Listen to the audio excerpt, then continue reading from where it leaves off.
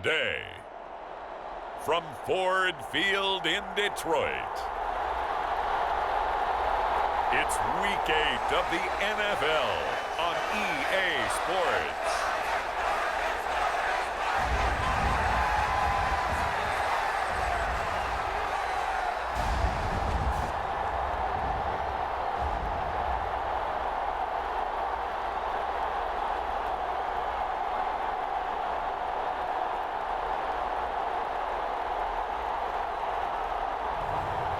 It's the Detroit Lions taking on the Miami Dolphins.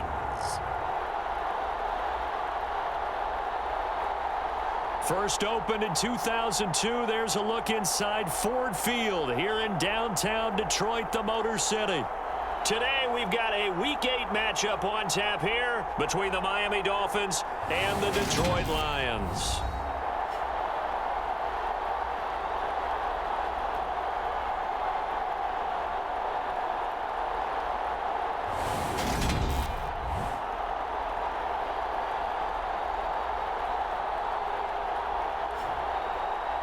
Along with Charles Davis, I'm Brandon Gaudin. And Charles, we look at this Lions team entering play. They come in losers of 2 straight.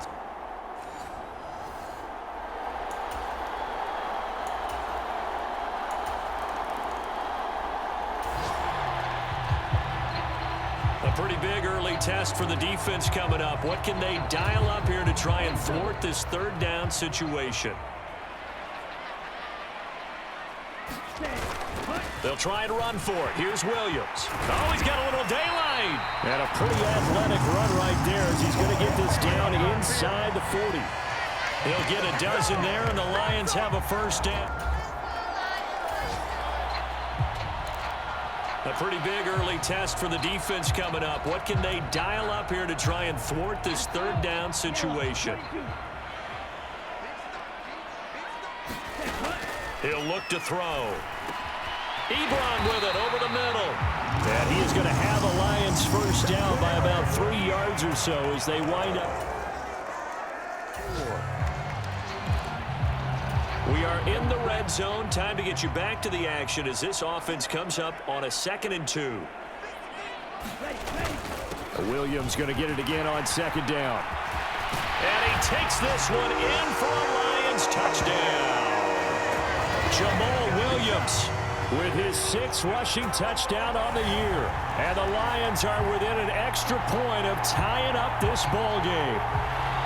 A solid blocking up front from the guys on the offensive line allowed him to get in for the touchdown. Yeah, some might say that the guys on the offensive line were in.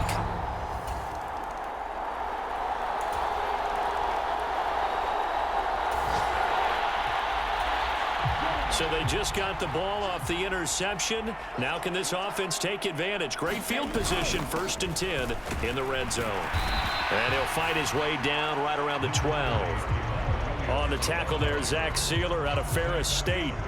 And Charles, we see some of the injuries that have popped up for this franchise and obviously hoping to get these guys back on the field in a hurry. Brandon, I'm going to go ahead and age myself, but I'm going to ask you, when you were in high school and there were injuries, did you hear next man up from your coaches? Well, you hear it every week now in the NFL, that's for sure. You know, back when I played with dinosaurs roamed the earth, you didn't hear next man up. You heard, oh, no, we've got to put in Davis.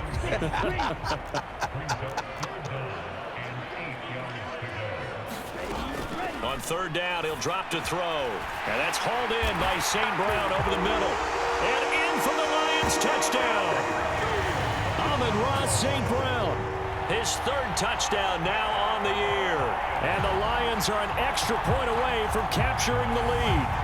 Well, in that connection, it looked like they maybe had some pre-play communication. Maybe one of them noticed an area that was open in the defense to get the pass to.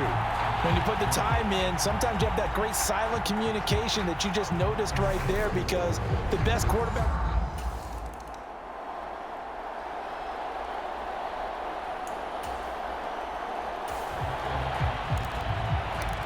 The Lions offense ready to kick off their next drive. As we eat closer and closer to intermission, Charles, remember last time out they punted. They would love to get points here, especially if this is going to be their final possession of the first half. Yeah, and this is what close games feel like because the pressure is on both sides, but sometimes the pressure is a little bit higher on the team with the slight edge because they're trying to hold on to that, trying to increase it. Let's see how this one continues. Now a man open down the middle of the field. That'll leave them with a 3rd and 2 coming up. They got 8 yards there. The play action fake. They'll look to throw. Man open. It's St. Brown. He's got it. Finding space at the 40. And past the 40 before he's out of bounds. Give him 22 there on the 3rd down conversion.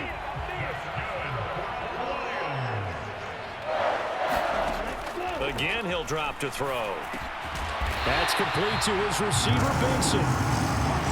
And they're going to speed things up here.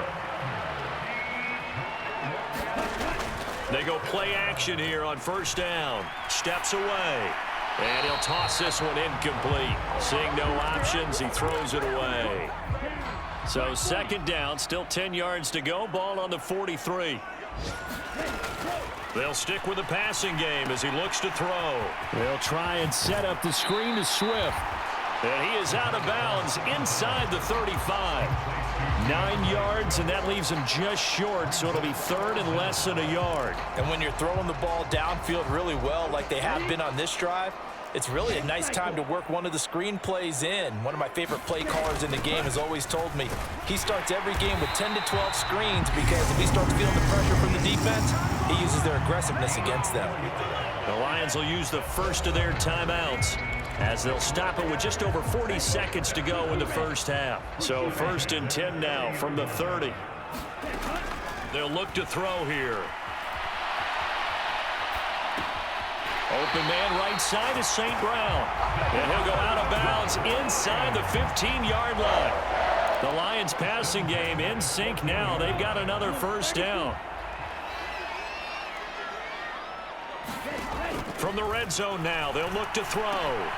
Over the middle, complete. That's Kennedy.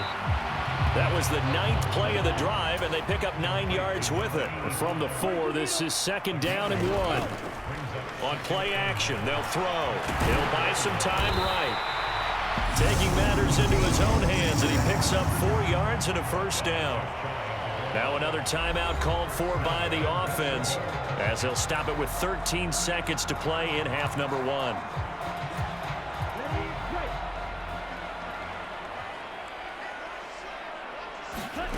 They'll set up a throw. Flush to his right.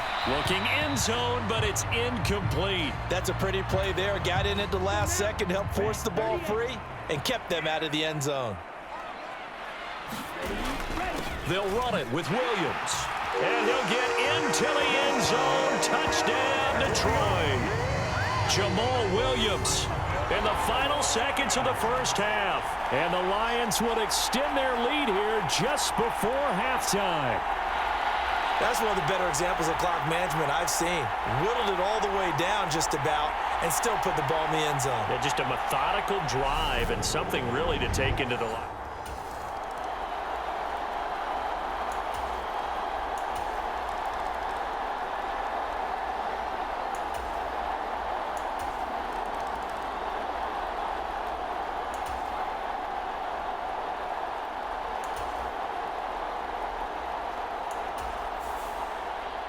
Well, that second half, Charles, a little bit different from the first. Not only did we have the lead change after intermission, but they were able to pitch the shutout in the second half and get an impressive victory. And what's the old expression? That's not quite how I saw it playing out in my head. You know they didn't expect this at all. As you mentioned, went into the half with the lead.